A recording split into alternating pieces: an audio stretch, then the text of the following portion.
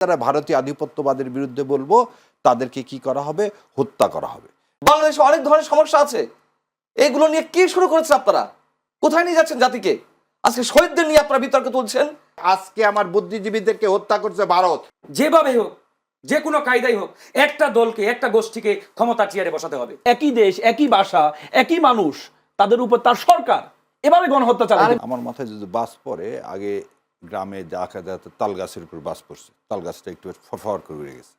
তো ওনার মাথায় কালকে বাস পড়লো, তাহলে কেউ না কেউ রাতের বেলা ওনার মাথায় বরফ দিয়েছে, বরফ দিয়ে এমন কোনো মন্ত্র শিখাইছে, সেজন্য আজকে সে বলছে এটা একটা অপ্রাসঙ্গিক, উনি অপ্রাসঙ্গিক। সিভিক রয়্যাল রিসর্ট কিনুন আভিজাত্য, নিশ্চিত করুন ভবিষ্যৎ। এই বুদ্ধিজীবীদেরকে যে কারণে হত্যা করছিল সেদিন ভারত, আজকে একই কারণে আমাকে, হাদিকে, ফারুক ভাইকে, আপনাকে, যারা ভারতীয় আধিপত্যবাদের বিরুদ্ধে বলবো, তাদেরকে কি করা হবে? হত্যা করা হবে। যেন এ দেশটা কোনোভাবেই ভারতের কলোনির বাইরে যে একটা স্বয়ংসম্পূর্ণ স্বাধীন রাষ্ট্র হিসাবে, আমরা, আপনি বললেন না 16ই ডিসেম্বর আমাদের মূল লক্ষ্যটা কী ছিল? পাকিস্তান আধিপত্যবাদ থেকে আমরা মুক্ত হব, মুক্ত হয়ে আমরা একটা স্বাধীন দেশে বসবাস করব গর্বের সাথে। সেই গর্বের সাথে যখন করব, 16ই ডিসেম্বরের পরে আপনি কি করলেন? মেজর জলিলকে, 71 সালে মেজর জলিলকে ভারতীয় বাহিনী অন্তরীণ করলেন, সে একজন সেক্টর কমান্ডার। তাহলে সেদিনই বোঝা গেছে যে আমরা যে স্বাধীনতার সূর্যটা 71 সালে 16ই ডিসেম্বর উদিত হয়েছে, সেই সূর্যটা কেউ না কেউ মেঘাচ্ছন্ন করে দিতে চায়।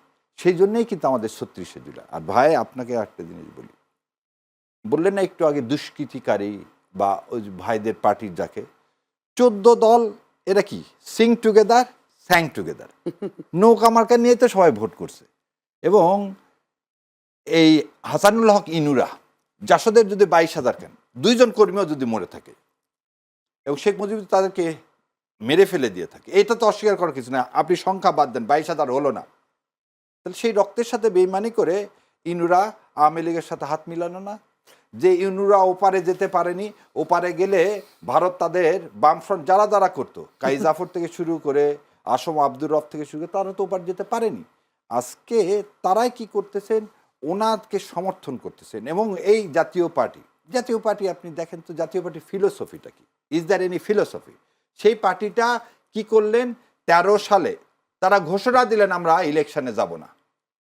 ওপার থেকে কি আসলেন? ফরেন সেক্রেটারি আসলেন, এসে এরশাদ সাহেবের কানে একটা পরামর্শ দিলেন, জেলের মধ্যে থাকতে চাও না বাইরে থাকতে চাও? কারণ খালেদা জিয়া তোমাকে জেল থেকে কোনোদিন বের করতে না।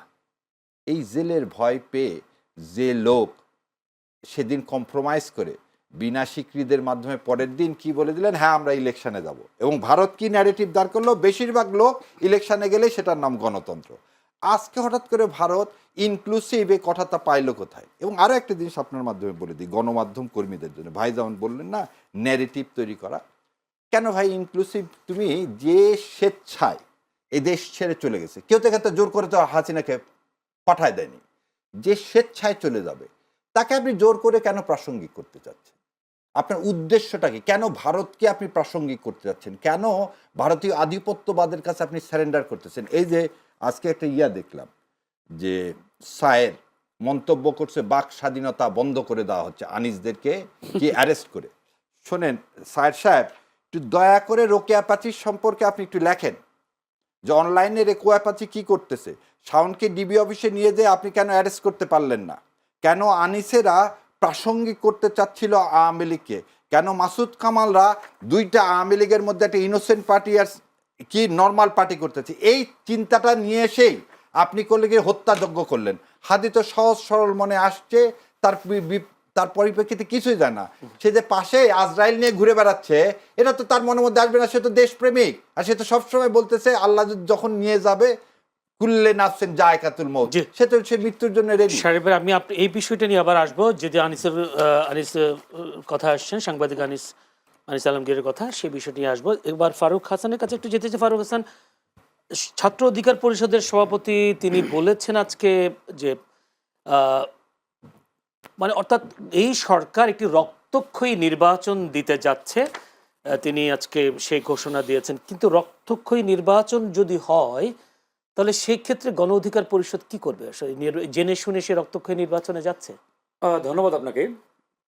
শুরুতেই বলে রাখি যে অন্তর্বর্তীকালীন সরকার বা এই সরকারের যারা দায়িত্বে রয়েছেন, এই সরকারের বিভিন্ন অ্যাডভাইজার যারা আজকে রয়েছেন, এই যে এরা নানান পরিকল্পনা, নানান যে বক্তব্য দিচ্ছেন, আসলে এই বক্তব্যের সাথে বাস্তবতার কোনো মিল আছে কিনা?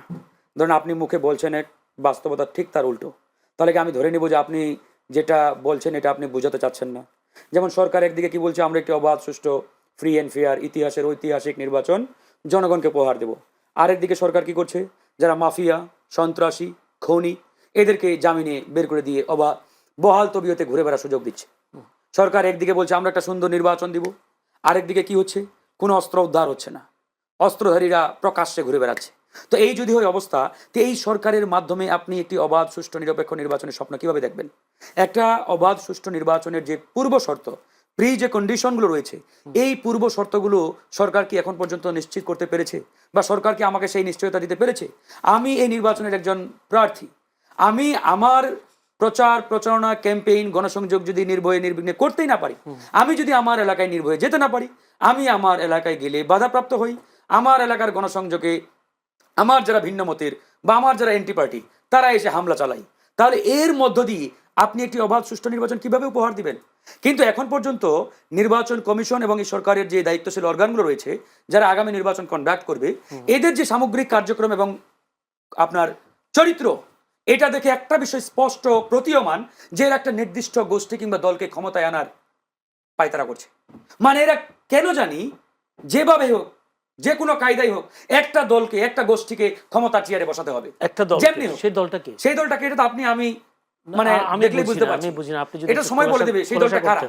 সরকার কাদের পক্ষে কাজ করছে, সরকার যে কাজগুলো করছে কাদের পাল্লায় যাচ্ছে, কাদের পকেটে যাচ্ছে, এটা স্পষ্ট না?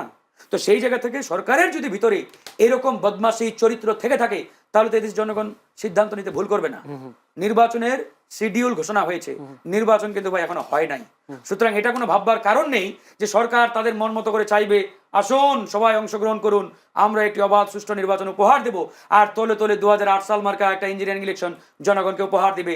এদেশের পাবলিক ওই এত কাঁচা মাথা নিয়ে রাজনীতি করে না, কাঁচা মাথা নিয়ে বেঁচেও মানে থাকবার এত ফাঁদ দেখেও তারপর আপনারা নির্বাচনে যাবেন। ফাঁদ আমরা দেখতে পাচ্ছি এখনো। ধরেন যে ফাঁদের যে অবয়ব একবারে ভ্রূণের জায়গা আছে, যদি এটা ডে বাই ডে বড় হয়, ডালপালা মেলে, তাহলে আমরা আমাদের মতো সিদ্ধান্ত নিব, জনগণের মতো সিদ্ধান্ত নিবে।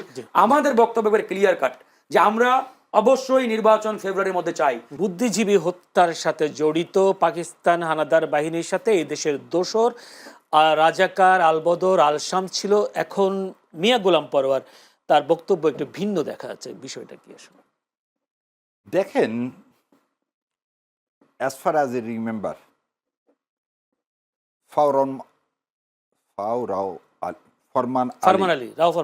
রাও ফরমান আলীর কোনো দাড়ি ছিল বলে দেখিনি, ইয়াহিয়া খান সাহেবের দাড়ি ছিল বলে দেখিনি, আপনি যদি দেখেন টিক্কা খানের দাড়ি ছিল বলে দেখিনি। ওই প্রসঙ্গে আবার আসতেছি, সায়ের ভাই একটা ভিডিও করছে, আপলোড করছে, সেখানে এক আলবদর বাহিনীর সাথে কথা বলছে যে সেও ক্লিন শেভ। আজকে আপনি গত 15 বছরে দেখালেন টুপি এবং দাড়ি হলেই সে আলবদর রাজাকার, যদি আপনার এই কনসেপ্টটা নিয়ে নিই। আর আপনার প্রশ্নের তাহলে প্রথম কথা হলো টুপি এবং দাড়ি এটা একটা কাল্পনিক মিথ, একটা ইউটোপিয়া, যা আসলে যাদেরকে আপনি আলবদর রাজাকার বলতেছেন তারা না। এবার দ্বিতীয় একটা জিনিস বলি, মুক্তিযুদ্ধ চারু মজুমদার বইটা লিখছেন নেসার আহমেদ। নেসার আহমেদ তার বইয়ে বলতেছেন যে দেখেন আমাদেরকে 16ই ডিসেম্বর বাংলাদেশকে একবারে সব জায়গায় এলাকা স্বাধীন হয়েছে না, স্বাধীন হওয়া শুরু হয়ে গেছে, কিন্তু অক্টোবর থেকে বিভিন্ন জায়গায় সেগমেন্ট করে স্বাধীন হওয়া শুরু হয়েছে। এবং আপনি একটা জিনিস দেখবেন যে কখনো ওই পাকিস্তান বাহিনী এই 30,000 সৈন্য সারা বাংলাদেশের সমস্ত জায়গা কভার করেছিল এটা না। তাহলে আপনি এপ্রিল মাসে বৈদ্যনাথ তলায় আপনি যে বিএসএফ নিয়ে এসে যে শপথ নিলেন, তাহলে তো আপনি সেটা পারতেন না। তাহলে 16ই ডিসেম্বরের আগে যেসব অঞ্চল স্বাধীন হয়ে গেল সেসব অঞ্চলে তাহলে আলবদররা কোথায় গেল? এই জন্যে এই বইটার কথা বললাম। এই বইটা বলতেছে 14 তারিখে ঢাকা শহরেও কোনো কে ছিল না, কোন আলবদর রাজাকার কিছু ছিল না। এবং আরেকটা জিনিস আপনাকে বলি, আপনারা হয়তো সবাই জানেন ববিতা কে ছিল। ববিতা হচ্ছে জহির রায়হান সাহেবের শালী। ববিতা আনন্দ ভুবন পত্রিকায় 1997 সালে 16ই মার্চ একটা সাক্ষাৎকার দিলেন। সাক্ষাৎকার একটু অংশ খালি পড়ে শোনায়। জহির ভাই বাসায় কাউকে কিছু না বলে মিরপুর গেলেন, তার সাথে ছিল একজন ভারতীয় ব্রিগেডিয়ার। সেই ব্রিগেডিয়ার রাতে আমাদের বাসায় ডিনার করার কথা ছিল। সন্ধ্যার সময় ব্রিগেডিয়ার সাহেব আমাদের গ্যান্ডেরের বাসায় ফোন করে বললেন ডিনার খাওয়া হবে না, কেননা জহির রায়হানকে খুঁজে পাওয়া যাচ্ছে না, বলে তিনি ফোন কেটে দিলেন। ববিতা তো জীবিত। ববিতা জীবিত। আচ্ছা, সুমিতা দেবী, জহির রায়হানের ঘটনাটা তো 72 30 জানুয়ারি কথা, 30 জানুয়ারি কথা বলছি। আমি বল 14ই ডিসেম্বর কথা তো বাদ দিলাম, তখনও আপনার কথা। আমি একটু আগে যখন বললাম হাদির কথা, যে আজকে আমাদেরকে দেখেন, আমি প্রথম টক শোয়ে গেছিলাম। না, আমি যে শাহরিয়ার ভাই, আমি একটা বলি, বলে দিই। রাজাকার আলবদর আল শামসা কি তাহলে এই হত্যার সাথে জড়িত ছিল না? এইখানে এটা কি বলতে চান আমি আপনি? বলতে চাই যে শেখ মুজিবুর রহমানকে, ওই জন্য বললাম যে দুইটা অংশ পড়ে শোনায়, তাহলে আপনারা নিজেরাই বলবেন যে কেন আমি বলতেছি যে এই কাজগুলো করছে ভারত। এখানে পাকিস্তানের এর সাথে জড়িত হওয়ার কোনো কারণ ছিল না। এবং এইখানে ওই নীলিমা ইব্রাহিম শেখ সাহেবকে বলতেছে, নীলিমা ইব্রাহিম কয়েকজন শেখ মুজিবকে পিরাপিরি করেছিল বুদ্ধিজীবীদের জন্য আলাদা স্মৃতিসৌধ নির্মাণের জন্য। বিরক্ত হয়ে শেখ সাহেব বললেন, আপা এত বেশি মিনার বানালে ওই সব পিলারে গরু বেঁধে রাখা হবে। উনি বলতেছে নীলিমা ইব্রাহিমরা যে বুদ্ধিজীবীরা যারা মারা গেছে তাদের জন্য পিলার করেন, আর শেখ সাহেব বিরক্ত হয়ে বলতেছে এত পিলার করেন না, ওখানে গরু বেঁধে রাখা হবে। তাহলে শেখ সাহেব যদি জানতোই, আজকে তার মানে জন্ম শতবার্ষিকী অনুদায় হাজার হাজার কোটি টাকা আপনি খরচ করলেন, আজকে যদি আমার, তাহলে আপনি 72 থেকে 75 কোলাবরেটর একে সবার বিচার করলেন, আপনি ইনকোয়ারি রিপোর্টটা কেন প্রকাশ করতে দিলেন না যে বুদ্ধিজীবীদেরকে কারা হত্যা করছে? গত 17 বছরে শেখ হাসিনা কেন এইটা বের করলেন না? জান আপনি, আর শহীদুল্লাহ কায়সার ছেলে কি বলছে, যে আমার বাবাকে পাকিস্তানিরা হত্যা করেনি, বলছে তো। শমী কায়সার তো বলেনি। না, আমার শমী কায়সার কি, দুই ভাই বোনের মধ্যে তো বাটোয়ারা মামলা সবসময় হয় ভাই বোনের জমি জমার মধ্যে। শমী কায়সার এমপি হতে পারছে ওই জন্য বলেনি, আর একজন হয়তো সৎ সেজন্য এমপি হয়নি। আপনাকে যে কথাটা হাদির ভাইয়ের কাছ থেকে নিয়ে আসলাম, আমরা যে কথাটা তো আপনাকে বলতে, জাহিদ ভাই একদিন বলছিল ইসলামী বিদ্বেষী কথা বললে আমাদের জীবন কি হয়ে যায়, বিপন্ন হয়ে যায়। আমি বলে দিচ্ছি, জাহিদ ভাইয়ের টকশো সারাদিনে 4-5টা করে বেড়াচ্ছে, তাদের জীবন কোথাও বিপন্ন হয়নি। বিপন্ন হচ্ছে ভারতীয় আধিপত্যবাদের বিরুদ্ধে কথা বললে আমাদের জীবন বিপন্ন হচ্ছে। ঠিক একই জিনিস 72 সালে, আপনি আরেকটা জিনিস বলি, শহীদুল্লাহ কায়সার, জহির রায়হান, যত প্রফেসর ছিল বিশ্ববিদ্যালয়ে, তারা ছিল সবাই সমাজতান্ত্রিক মনা। তারা এদেশে একটা সমাজতন্ত্র কায়েম করতে চাইছিল, যেটা সিপিএম ওপারে করছে। সেই সমাজতন্ত্র কায়েম করতে চাইছিল, সেটা ইন্দিরা গান্ধী কখনোই করতে দিতে চায়নি। ইন্দিরা গান্ধী ভেবেছিল আওয়ামী লীগ তো শেখ মুজিব আমার পকেটে আছে, আমি যা বলবো তাই করবে, এই দেশটা তো আমার করদ্রাষ্ট্র। কিন্তু এই শিক্ষিত সমাজ যদি বেঁচে থাকে, তারা তো আমাদেরকে কোনোদিনই কি করতে দিবে না, বাংলাদেশকে একটা করদ্রাষ্ট্রে পরিণত করতে দিবে না। সেই থিম থেকেই তারা সেদিন এই বুদ্ধিজীবীদেরকে হত্যা করছে। এবং আমি আপনাকে, আপনার মাধ্যমে সমস্ত মানুষকে বলি, নির্মল সেনের আমার জবানবন্দি বইটা পড়েন। সেখানে নির্মল সেন বলতেছে এই হত্যাকাণ্ডের সহিত ভারত জড়িত। মেজর জলিল কি অপরাধ করছিল, একটা সেক্টর কমান্ডার, তাকে কেন আপনি অ্যারেস্ট করে রাখলেন 71 সালের ডিসেম্বর মাসে? তাকে কেন আপনি অ্যারেস্ট করে রাখলেন? ভারত কেন অ্যারেস্ট করলো? সো আজকে যেটা সেক্রেটারি জেনারেল বাংলাদেশ জামাত ইসলাম, সত্য এখন বের হয়ে আসতেছে। সেই সত্যটা কি, ভারতের বিপক্ষে কথা বললেই সবাই ভাবতেছে আমরা মুক্তিযুদ্ধের বিরুদ্ধে কথা বলছি। না, মুক্তিযুদ্ধ আমাদের সম্মানিত জায়গায়, কিন্তু প্রকৃত সত্যটা জানতে হবে আমাদেরকে। আজকে আমার বুদ্ধিজীবীদেরকে হত্যা করছে ভারত, কি কারণে হত্যা করছে? যে একই কারণে আজকে হাদিকে হত্যা করা চেষ্টা করা হচ্ছে। শাহরিয়ার, এটাও তো মানুষ বলছে যে জামায়াত মুক্তিযুদ্ধের বিরোধী ছিল, এখন সুযোগ পেয়েছে মুক্তিযুদ্ধের বিরুদ্ধে, তারা আবার সোচ্চার হয়েছে, বিষয়টা এমনও তো আসছে কথাগুলো। আপনাকে একটা জিনিস বলে দিই, এটা নিয়ে আসছি।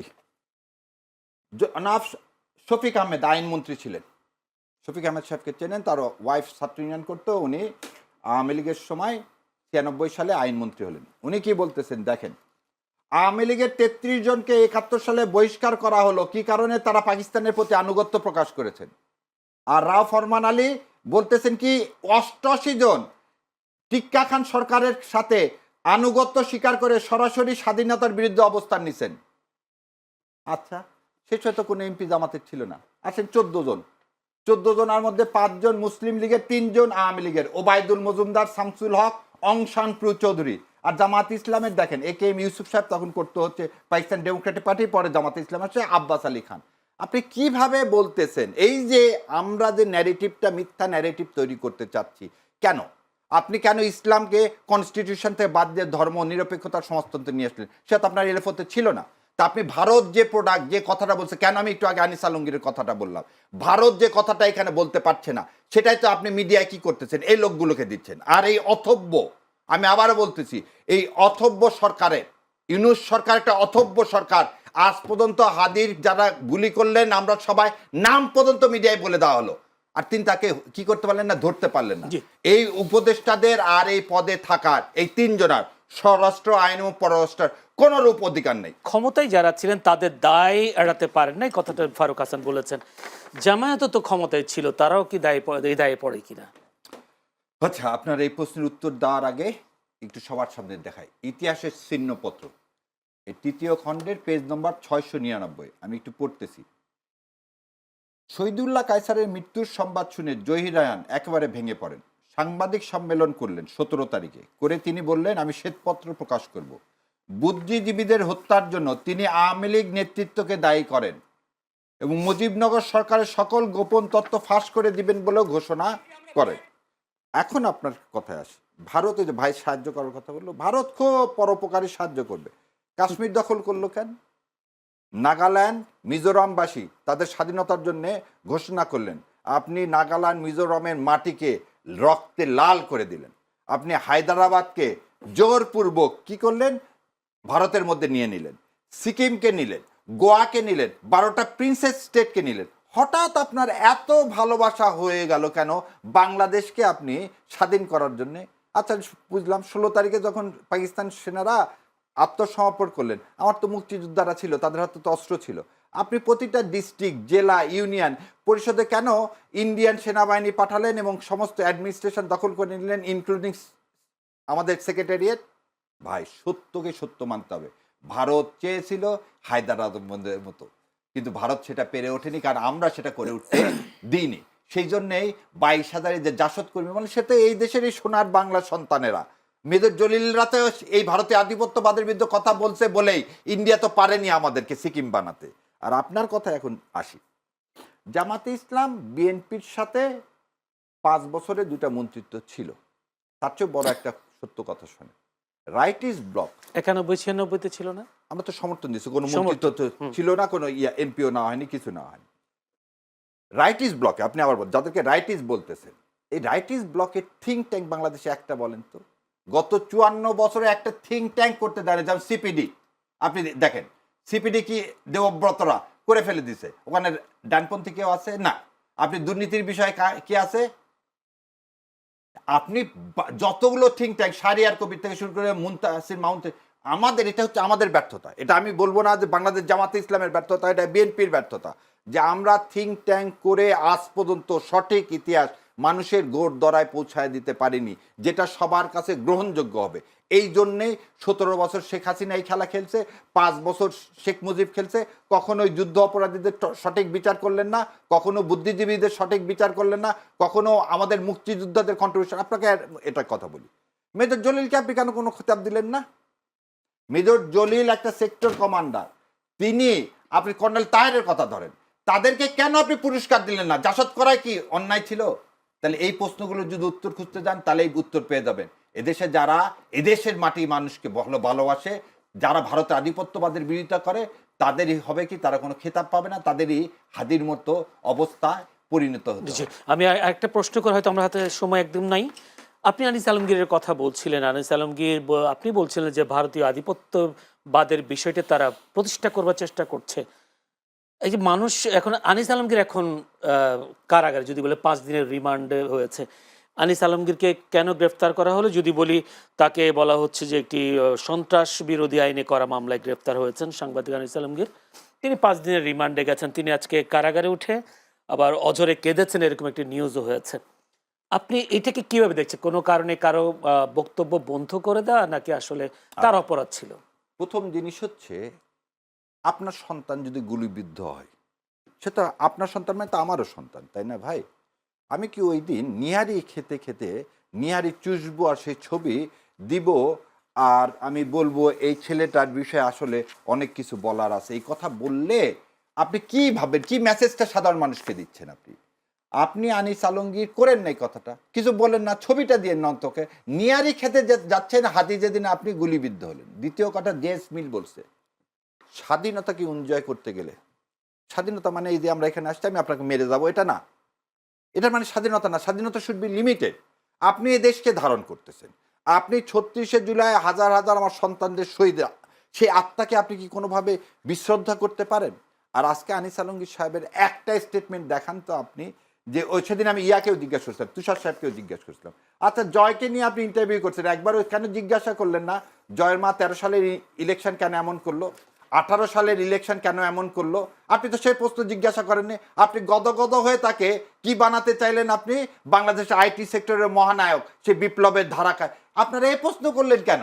কেন আপনারা তাবেদার, আপনাদের কোনো মেরুদণ্ড নাই, এবং মেরুদণ্ডহীন লোক আপনারা করেন কি ইন্ডিয়া ওপারে যা বলে সেই টাকা পেয়ে যা বলতে বলে এদেশের মিডিয়াতে আপনারা তাই বলেন, এবং তাই করতেছে।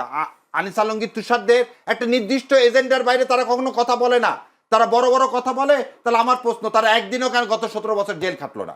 আয়নাঘর তো অনেক দূরের কথা, তারা একদিনও কেন, এই যে একজনের নাম কি আলম জানি না, উনি হঠাৎ করে আমেরিকা থেকে এসে কি হঠাৎ করে তিনি কখন কোন দল, যে উনি বলছিলেন 12 সালে জাতীয়তাবাদের দাফন হয়ে গেছে, কাফন হয়ে গেছে, সে আজকে বিশাল জাতীয়তাবাদী। কিন্তু জাতীয়বাদী আবার ফাঁক ফোকর দিয়ে আবার কি করেন, কোনোভাবে আওয়ামী লীগকে ইনক্লুসিভ করা যায় কিনা। মানে এই লোকগুলোকে তো আপনি নিয়ে আসছেন পার্টিকুলার পারপাসে রে ভাই। কোথাও আমাদের দুই ভাইয়ের মধ্যে তো কথা হচ্ছে না। আমরা তো এবং আপনারা দেখেন, আমরা যারা এই ভারতীয় আধিপত্যবাদের বিরুদ্ধে যাব, মিডিয়া হাউসগুলো তাদেরকে আস্তে আস্তে কমায় দিবে।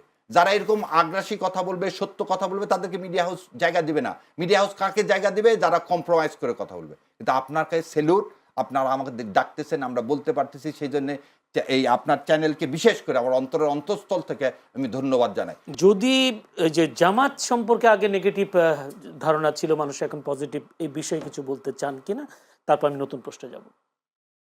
এটা তো আমার কাছে একটা উদ্ভট প্রশ্ন মনে হলো যে আগে নেগেটিভ ধারণা ছিল এখন পজিটিভ, তার মানে ইতিহাস বদলে যাচ্ছে। দেখুন 17 বছর 18 বছরের জামাত সম্পর্কে নতুন করে বয়ান দেওয়া হয়নি, হয়তো বয়ানটা বেশি হয়েছে, চর্বিতে চর্বণ হয়েছে, এটা হতে পারে। এই যে তথ্যগুলো, এই তথ্য তো আমরা তো আর কেউ 71-এর প্রজন্ম না, আমাদের 71-এর পরে আমাদের জন্ম। হ্যাঁ, বিষয় হচ্ছে যে তার জন্য ইতিহাস রয়েছে। এখন জামাত, আমি ধরে নিলাম জামাত যুদ্ধাপরাধী নয়, আমি ধরে নিলাম তর্কের খাতিরে যুদ্ধাপরাধ সংঘটিত হয়েছে, নাকি আমরা যে ধরনের রায় শুনলাম 21শে আগস্ট গ্রেনেড হামলা যে রায় দেওয়া হলো, অনেকে মন্তব্য করছিলেন যে মনে হচ্ছিল পৃথিবীর বুকে 21শে আগস্ট নামে কোনো হত্যাকাণ্ডই ঘটেনি। মনে হচ্ছিল যেভাবে আর কয়েকটি বিষয়, আচ্ছা 10 টাকা অস্ত্র মামলায় যখন বিচার রায় হলো এই সরকার আমলে, অনেকে মন্তব্য করছেন তার মানে কি 10 টাকা অস্ত্রটা আসলো কোত্থেকে, তেমন 10 টাকা অস্ত্র বাংলাদেশের বুকে আসেনি। আমার কাছে মনে হয় যুদ্ধাপরাধ বলে কিছু ঘটেনি পৃথিবীতে বা বাংলাদেশের বুকে। যদি ঘটে থাকতো তাহলে সেটা নিয়ে আসতো। আমি ধরে নিলাম তর্কের ক্ষেত্রে আমি যেটা বলছিলাম যে জামাত কোনো প্রকার মানবতা বিরোধী অপরাধ বা যুদ্ধাপরাধ করেনি, হয়েছে তো, আর যদি হয়ে থাকে তার বিচারটা কোথায়? আওয়ামী লীগ করেছে কয়েকটা টোকেন বিচার, কই এই সরকার এত এত বড় বড় ঘটনা ঘটাচ্ছে, এত এত বড় বড় কাজ নিচ্ছে, সেই বিষয়টাই মীমাংসা করেনি কেন? আওয়ামী লীগের মানে ফ্যাসিবাদ নাম দিয়ে আগে সেটিকে সম্পূর্ণ পলিটিক্যালি সব কিছু হচ্ছে।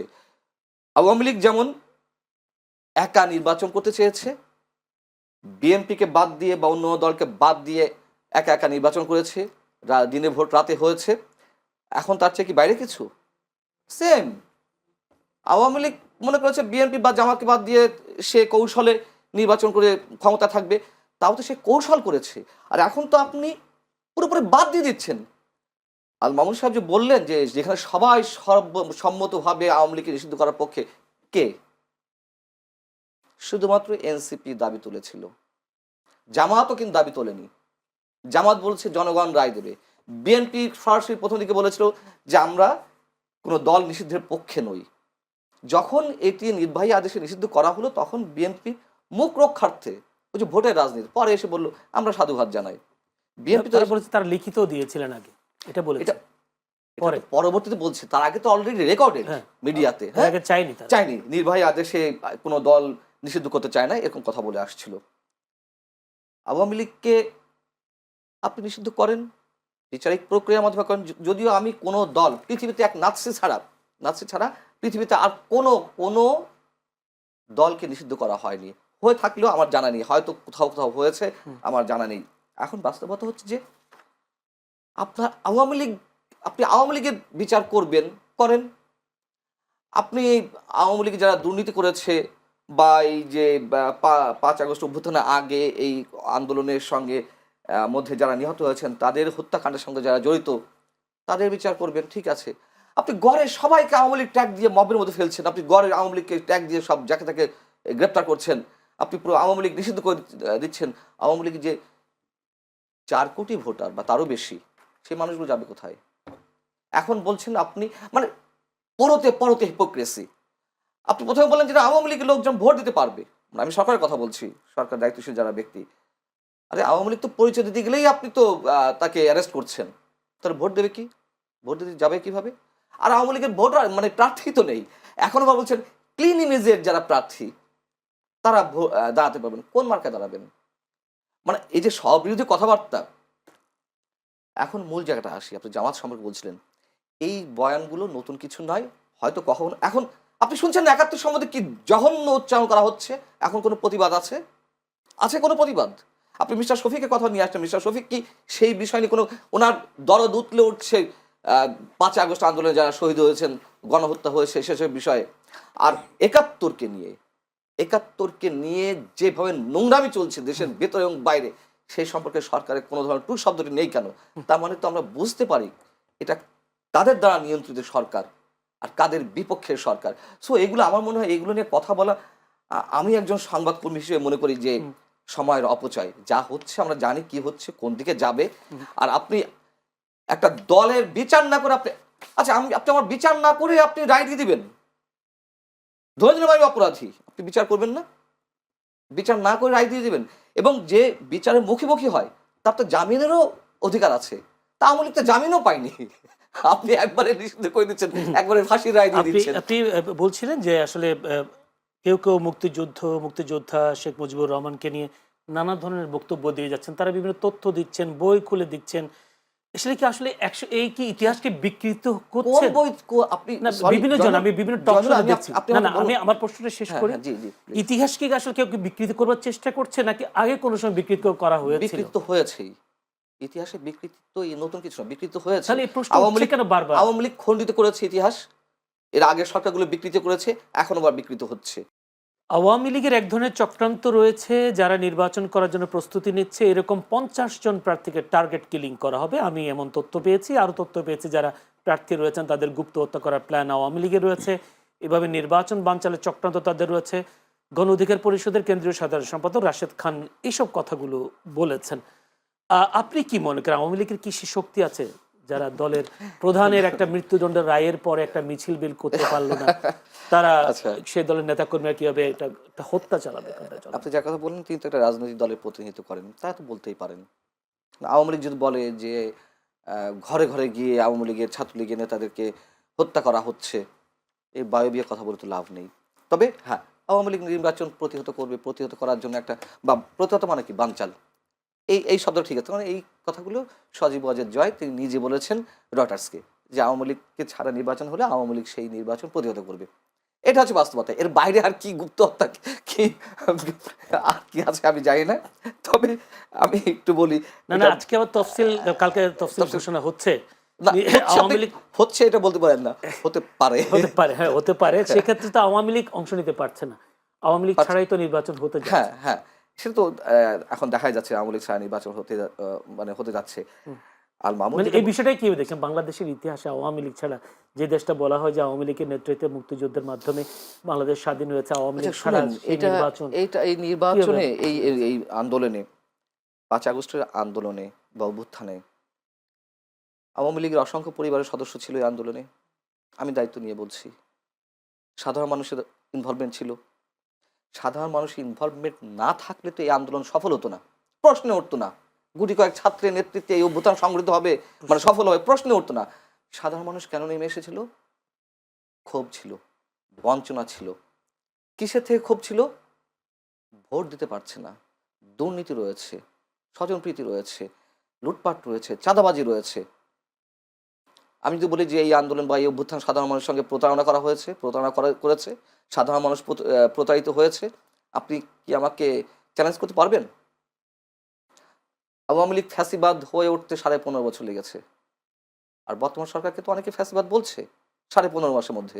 15.5 মাস তো ইম্পর্টেন্ট গুণে 1 মাসের মধ্যেই চাঁদাবাজি, দুর্নীতি, মব, যে মবের কথা বলছিলেন আল মামুন, যে প্রথম দিকে হয়েছে, এসব বয়ান কিন্তু সরকারের যা দায়িত্বশীল ব্যক্তি রয়েছে প্রথমে তো মব স্বীকার করতে চায়নি। ওগুলো মব নয়, ওগুলো ক্ষোভের বহিঃপ্রকাশ।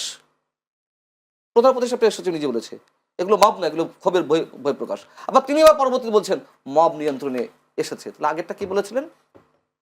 আগেরটা যে বললেন ক্ষোভের বহিঃপ্রকাশ, মব না, আবার তিনি নিজে মুখে সেটা স্বীকার করে বলছেন নিয়ন্ত্রণে এসেছে। মানে আল মামুন সেই ধরনের কথা বলছেন আমি জানি না। আমি অ্যারেস্ট হয়েছিলাম এই 3.5 মাস আগে, আগস্টে। হ্যাঁ, আল মামুন যে বললো কমে এসেছে, হ্যাঁ হয়তো কমে এসেছে, আগের মতো হচ্ছে না। তো আগস্টে হলে কয় মাস পরে, এটা 1 বছর পরে। 1 বছর পরে কি মব কমেছিল? আমি নিজে ফোন দিয়েছিলাম পুলিশকে, মুক্তিযুদ্ধ হয়েছিল, ওখানে তো আওয়ামী লীগের কোনো ইনভলভমেন্ট ছিল না।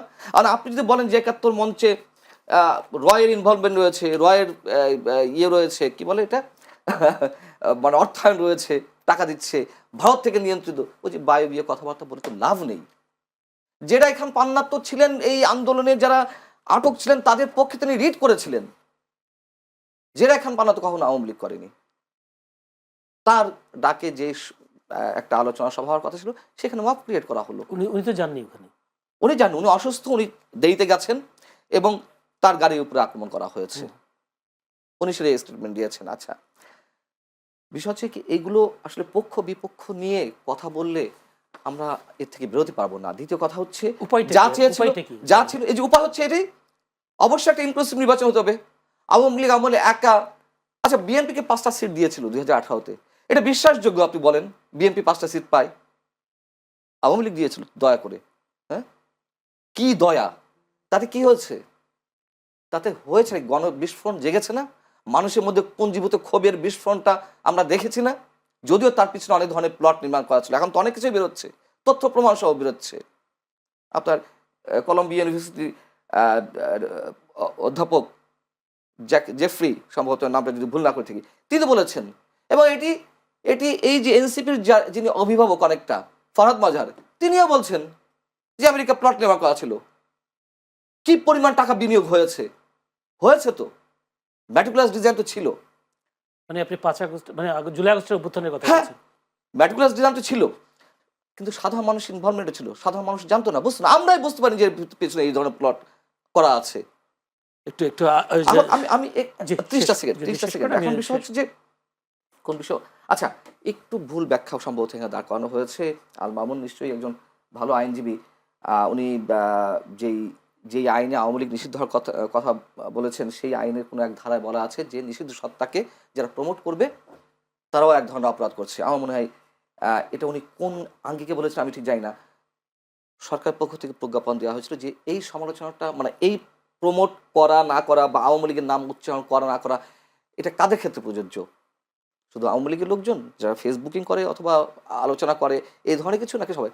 তখন একটা ইয়ে হলো যে না, মিডিয়া ছাড়া গণমাধ্যম বা সাংবাদিকরা যে কথা না বলে, সেক্ষেত্রে যে জরিপটি হয়েছে এক্ষেত্রে কিন্তু নিশ্চয়ই কোনো ধরনের আইন নিষিদ্ধ করা হয়নি যে আওয়ামী লীগের নাম যে চলে আসে। এটি আমার সংশোধনের প্রয়োজন ছিল। জি, ধন্যবাদ আল মামুন রাসেল। এই মেটিকুলাস ডিজাইনের বিষয়ে আরো কয়েকজন এইভাবে বলেছেন, আসলে কি মেটিকুলাস ডিজাইনের থেকে জুলাই আগস্টের অভ্যুত্থান হয়েছিল?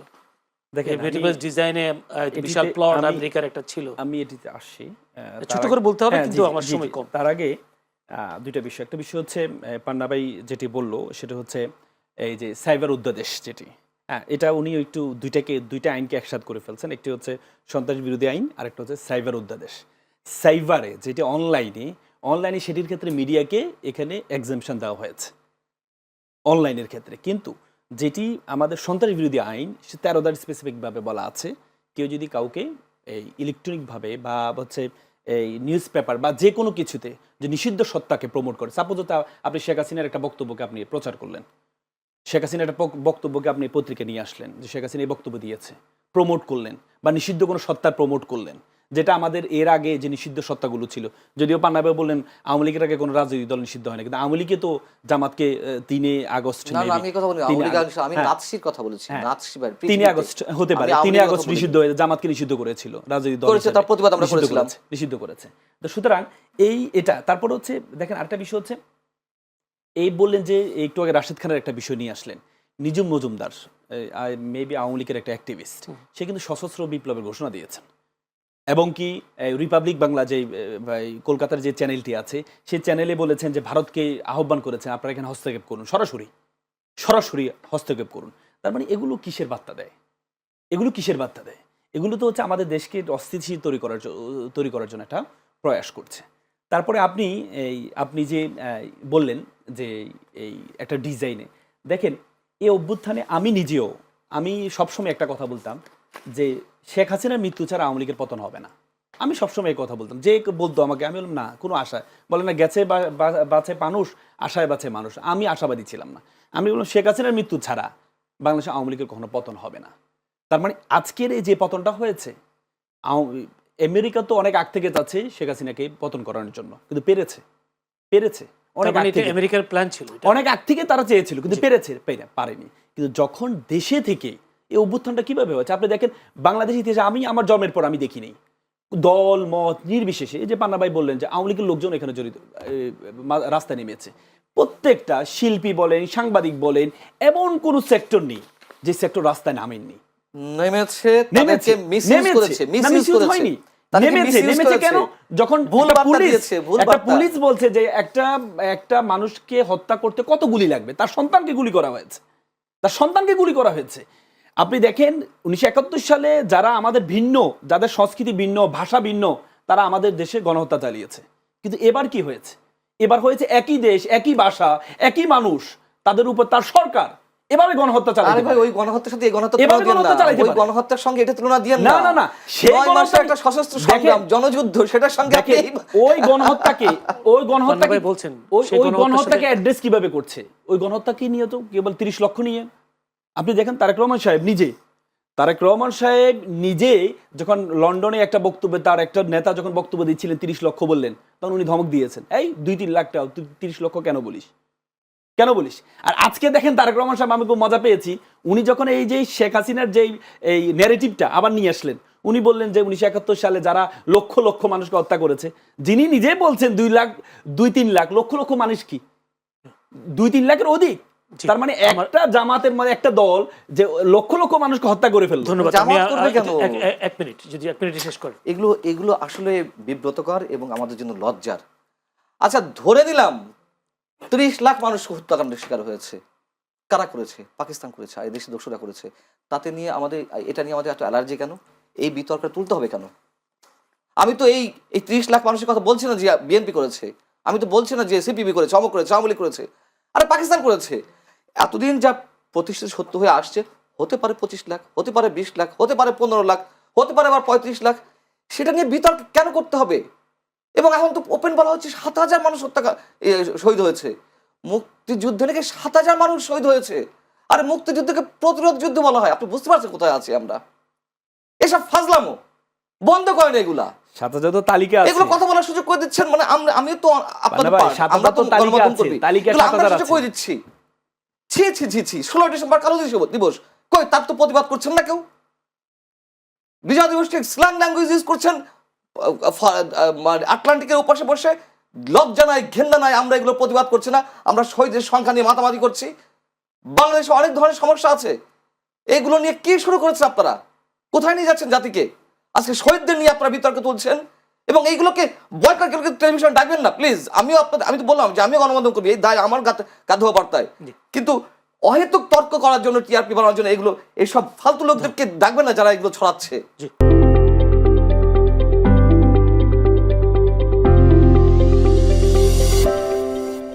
সিভিক রয়্যাল রিসর্ট, কিনুন আভিজাত্য, নিশ্চিত করুন ভবিষ্যৎ।